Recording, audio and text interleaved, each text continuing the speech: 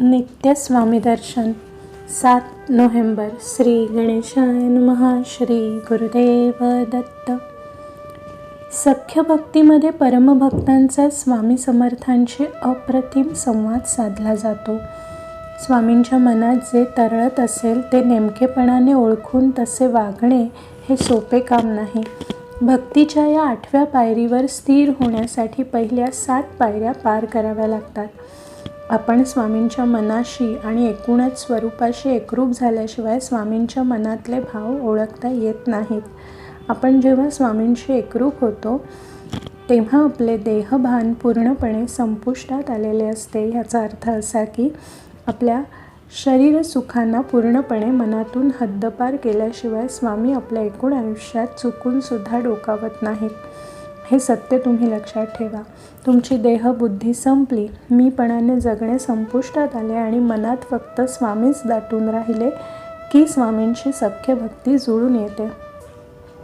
समर्थ म्हणतात की देवाच्या सख्यत्वाकारणे आपले सौख्य सोडून देणे, अनन्य भावे जीवे प्राणे, शरीर तेही वेचावे. दासबोध 4:8-6.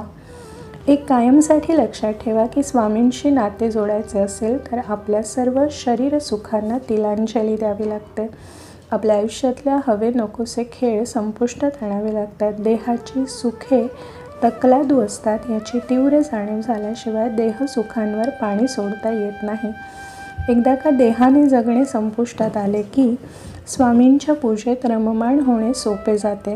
म्हणून माझ्या प्राणप्रिय स्वामी भक्तांनो, स्वामींच्या साक्षीने प्रथम जगायला लागा, तरच स्वामींबरोबर मैत्रीच्या पातळीवर जगता येईल. सख्य भक्तीची चव कळेल.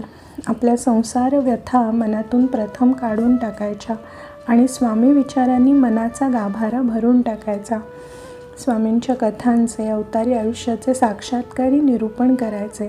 त्यांच्यात नामात गर्क राहायचे. तरच मग आपली स्वामी विचारात समाधी लागते, अन्यथा नाही. म्हणून भक्त स्वामी स्मरणातच तल्लीन व्हा.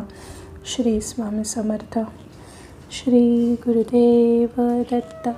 श्री गुरुदेव दत्त. श्री गुरुदेव दत्त.